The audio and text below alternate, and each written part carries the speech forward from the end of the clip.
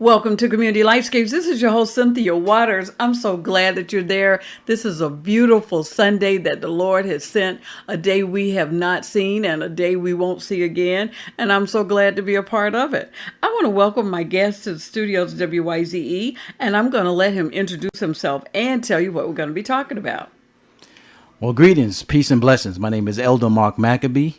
I am the author of Byword, A Nation Called Out of Their Name, which is a book that addresses the national identity of the descendants of slaves from a biblical perspective. From a biblical perspective. Okay, now let's start out with what was your impetus for writing the book? Yes, Byword, it goes back to my teenage years when a particular incident happened when I was actually in a musical group and actually going to a church with this one of my fellow musicians. We got into a heated argument about the Bible, and also he happened to be who I call a Caucasian Gentile, and he used the word nigger. And it was such heated, we almost came to blows. However, during the argument, I realized after all my life going to church and many sermons and Bible studies, I really didn't understand the Bible and didn't know my history. And that word, nigger, of course, it has a spiritual connotation to it, man. It raises up anger and everything that addresses slavery. Therefore, that night, after that night, I vowed to myself that that will never happen again. I will never be in a condition or situation where I didn't have knowledge about something I believed in, and of course, the knowledge of self. And that was my beginning of self-discovery up to this present day, where now I'm able to write this book called Byword, A Nation Called Out Their Name. Mm-hmm. Now I'm looking at the cover of your book, and you have different cultures on the cover. And why did you put all those cultures on the cover? Yeah, well, these Byword, first of all, it's in the Bible, and it's a prophecy, and it means ridicule, mockery. And I have Negroes, blacks, African American, colored, Haitian, Jamaicans.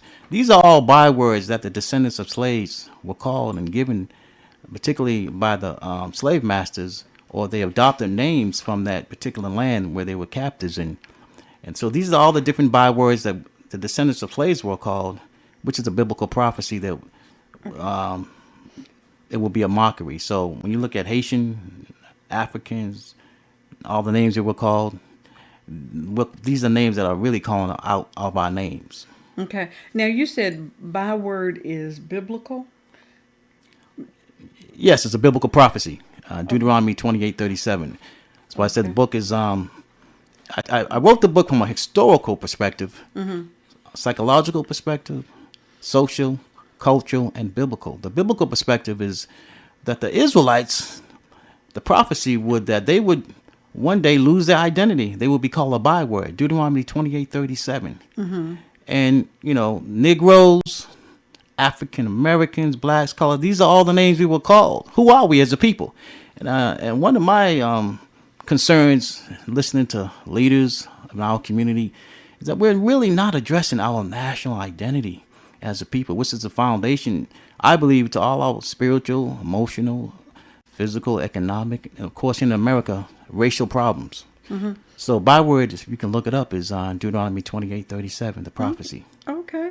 Now, you say true knowledge is essential to freeing the mind. How so? Well, I look at it from the effects of not having knowledge. Look at us as a people. Slavery through the Willie Lynch program has definitely made us mental slaves. And to this day, for example, let me give you some examples. Well, Caesar Borgia was the image that they put up in the churches that I saw all my life before my pastor finally took it down. That's the image of so-called Jesus. But how we don't know that this is a man that lived in the 1700s, It was an actual man. And that image was put up, and it put a mental hold on our minds to think that this was the image that we was actually worshiping at the same time, the same people who was oppressing us. So knowledge of self, man, as every nation has, and as an educator, educators understand that education is always based on knowledge of self. So without that knowledge of self, we are captive. And I think the most damaging captivity of us, as we still witness today, is our mental slavery. We cannot articulate our nationality. We cannot articulate our history. We cannot articulate what nation we came from, the language we spoke, our culture, or anything. I'm black, I'm African American, I'm Negro, and we glorified the byword epithet called nigger, which is really a sad condition of mental slavery. How have we been deprived of all these things, of the knowledge, the culture, and everything? How do you think that came about? Well, from a biblical perspective, we are the Israelites. We are the biblical Israelites written in the Bible. We broke the covenant with our Heavenly Father, the God of Abraham, Isaac, and Jacob. And my basis is biblical perspective. The God I believe in is the God of Abraham, Isaac, and Jacob, and His Christ. So ongoing violating the covenant that was given to us exclusively to the biblical nation of Israel. So if you think Israel is another people, you're in mental slavery. You can't see yourself as the chosen people written about in the Bible, which the Byword clearly confirms that we are the people, without knowledge of self. Then you are still in mental slavery, thinking other people are that people without questioning, without researching, without investigating. So the key issue with us as a people, as we're seeing our brothers being murdered by the police, is this covenant. This is a covenant we have between the creator of the universe, the God of Abraham, Isaac, and Jacob, the God of our fathers, and His Christ. Okay, Mark, you said Byword, a nation called out of their name, addresses pertinent questions from our historical, social, cultural, psychological, and biblical perspective. And we've talked a lot about the biblical perspective, but let's talk about the psychological perspective. In 1619 in Jamestown, Virginia, 20 Israelites were enslaved. You see, the Gentile Europeans, they call my fathers out of their names. They call them niggers, naggers, niggers. You see, they call my fathers niggers. But it's time for me to correct that byword racist epithet. It's my responsibility. The miseducation rooted in the institution of racism has been nothing but corrupt ignorance. It's Niger, not nigger. It's Niger, not nigger. It's Niger, not nigger. You see, the Nigers, they were the chosen ones, the holy prophets, those Israelites written in the Bible in Acts 13:1. In Acts 13:1. In Jamestown, Virginia, we're right back in Virginia. Willie said, let's make some slaves. Let's cut off their memory, their identity, history, culture, create a Negro slave mentality. Brothers and sisters, look around. It's obvious you can see. It's time for us to resurrect our mind and our self-respect. All this miseducation rooted in the institution of racism in the Americas has been nothing but corrupt ignorance. It's Niger, not nigger. It's Niger, not nigger. It's Niger, not nigger. You see, the Nigers, they were the chosen ones, those holy prophets, those Israelites written in the Bible, in the book of Acts 13:1. Acts 13:1. You see, for 400 years, I've been called all out of my name. Negroes, blacks, colored, African American, Haitian, Jamaican, niggers. But if you want to go ahead and call me a nigger, sometimes I have to laugh and just kind of like educate you. The correct pronunciation is Niger. It derives from the Latin language, which simply means black. Just like the holy prophets, the chosen ones, those Israelites written about in the Bible in the book of Acts 13:1.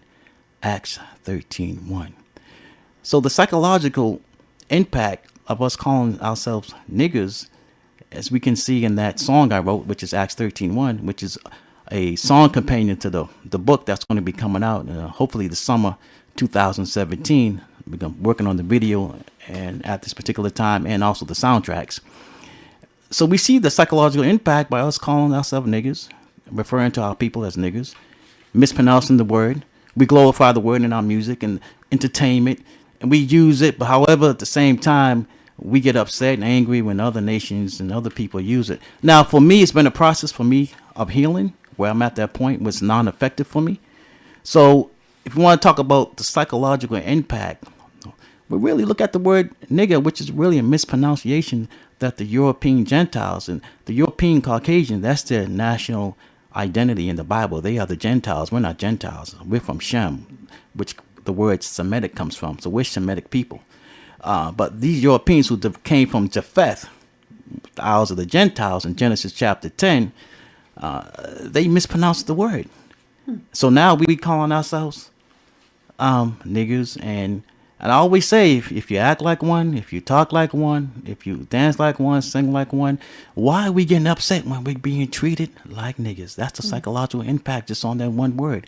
And my book, Byword, addresses this. It goes into the Bible, it breaks down the word, the pronunciation from a historical perspective. One thing I love about this book, it really focuses on the historical perspective. So you can go back and read the history of these names that were called out of our names. For example, let me give you one example.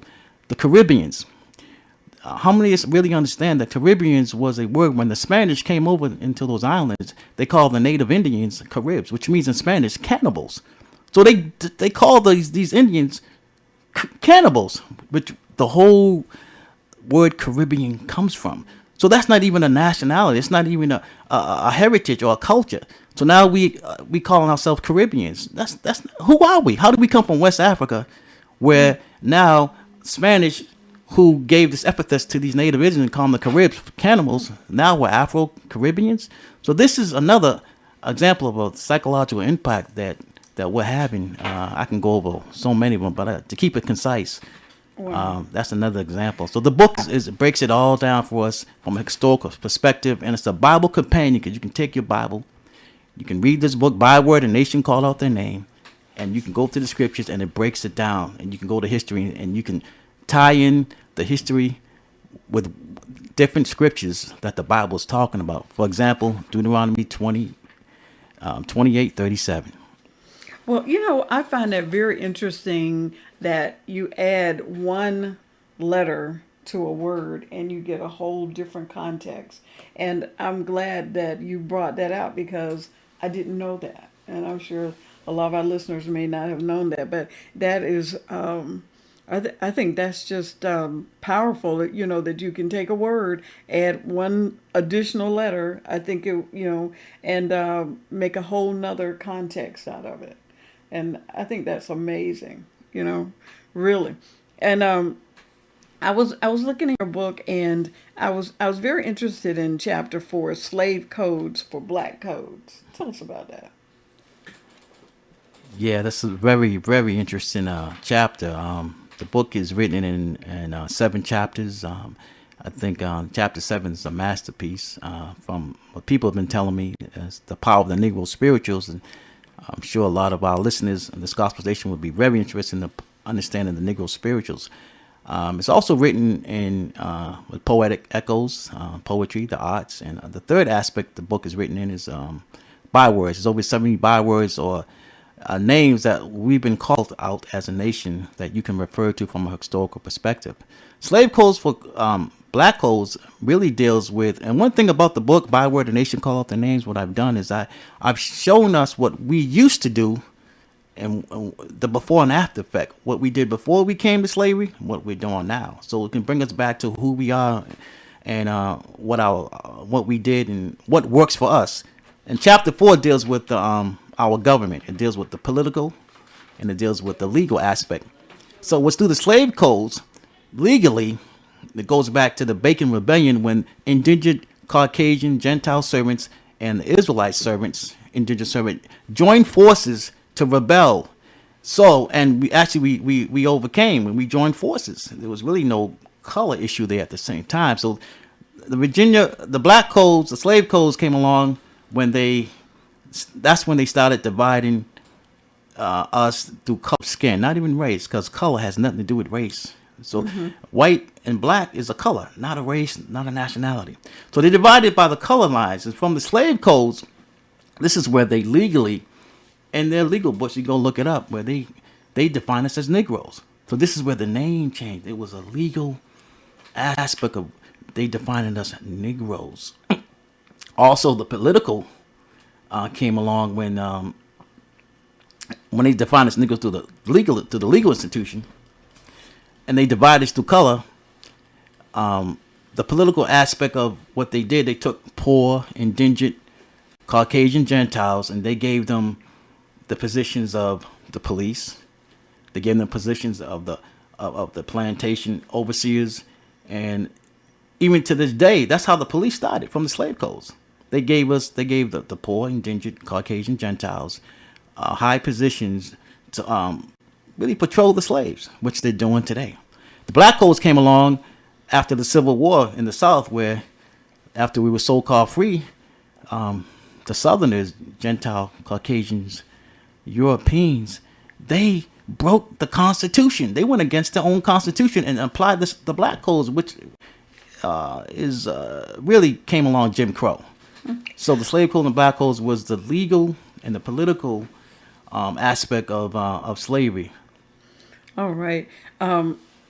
Elder Makabi, we're going to take a break here. This is also very interesting. We're going to take a break right here. I've got a message I want our listeners to hear. Now, you stay right there. We'll be right back to talk more with Elder Makabi about his book, Byword, A Nation Called Out of Their Name. Okay, we're back now, and we're going to continue our conversation with Elder Mark Makabi about his book, Byword, A Nation Called Out of Their Name. And we were before the break, we were talking about slave codes for black codes, and I've found this all of this information very interesting. How did you do your research? I was blessed to been educated by I call one of the wisest men I've ever met, Elder Shadrach, through Priest Scott, Priest Troy, and Elder Michael Hines. These are the Chief Priest Patrick Stout. These are the men that re-educated me.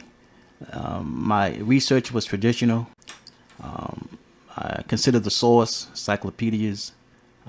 The Catholics' encyclopedia is a real good source of research, and they have a lot of good information in there. A lot of history books from our own authors, The Miseducation of a Negro, the Bible, just traditional research with the help of wise men who geared me in the right position to consider my the source to get this the research I've done. So I had other people who helped me out with the researchers who are more talented at research on librarians, and one of the elders was very versed at going to he's got information from libraries it's hard to get it from in Russia, in England, Oxford. He had access to a lot of information that is hidden from us. So I was under his teaching. I was able to get information on that and to verify that for myself. So I think it's important when you do your research, you need to verify that for your own understanding and your knowledge and your wisdom. Was it easy or hard, or how did you go about getting these people to help you with your research? Well, actually, man, I give the God of Abraham, Isaac, and Jacob and his Christ the glory, because my journey led me to Maryland, which led me to on the radio station. I never listened to talk radio station until I was in Maryland, and they were on the radio talking about we were the chosen people. I dropped everything. I listened. I went to the event, and I never looked back again. And I was hard. Nothing's easy. It was hard. And when I was brought up Pentecostal. So when these brothers, Priest Scott and Priest Troy, was teaching me the Bible, I rebelled. I challenged. I didn't just sit there and accepted things, man. But it took me some time, 7 months, before I've come to understand what this book was talking about. That was through trial and error. So no, nothing is easy. Everything's hard. It's a long, hard road. But the rewards that the Most High gives us when we endure, when we keep the truth and keep the faith, is phenomenal. And I'm witnessing it right now. Chapter 6, the Byword was made flesh. Tell us about that. Oh, that's a very deep, deep chapter there that goes into the minstrels. Briefly, that talks about how the institution of the entertainment institution of arts and entertainment, they promoted racism through the images. And basically, that kind of fulfilled prophecy of the biblical prophecy of Deuteronomy 28:37. What I'm saying there, basically, when our forefathers, and not judging them, but when they put on that burnt cork, that black face, and they became that coon, it now became flesh. It was no more just words.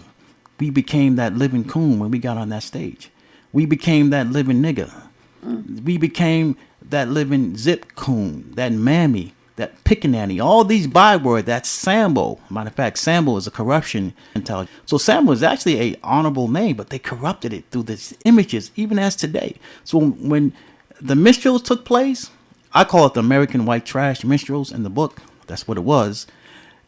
We became the living coon, so they saw us.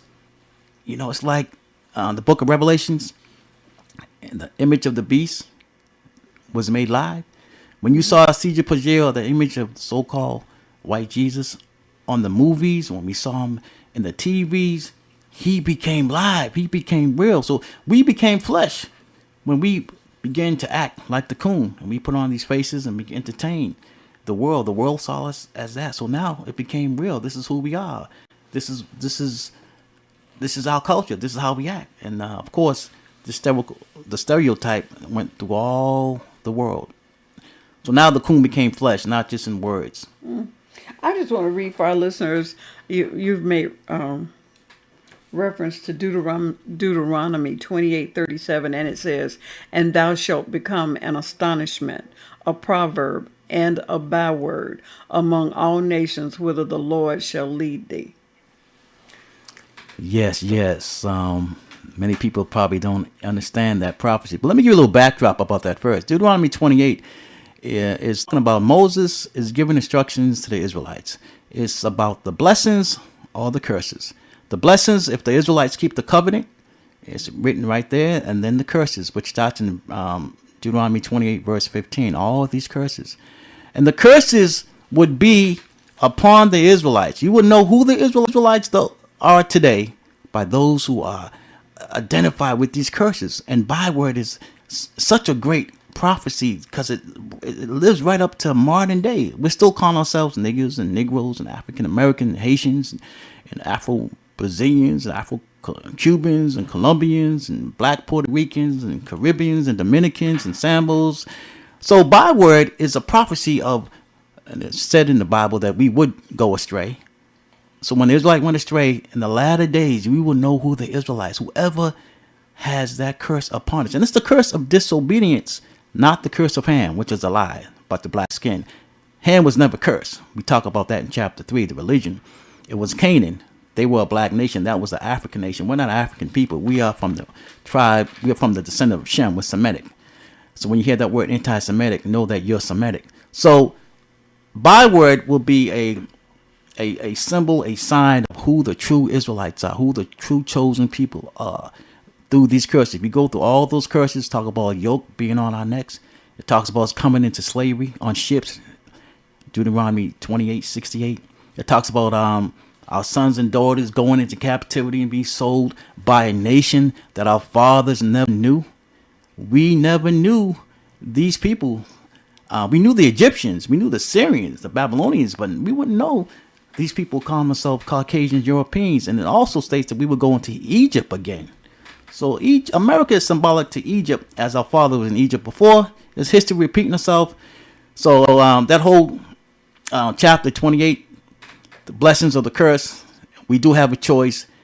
Verse 37 talks about the sign that will be upon the true Israelites in the Americas, who are the Haitians, the Jamaicans, the so-called Negroes, the so-called African Americans, the Black Caribs, the Trinidadians, Dominicans, all these people of the descendants of the 12 tribes of Israel. Welcome to Community Lifescapes. This is your host, Cynthia.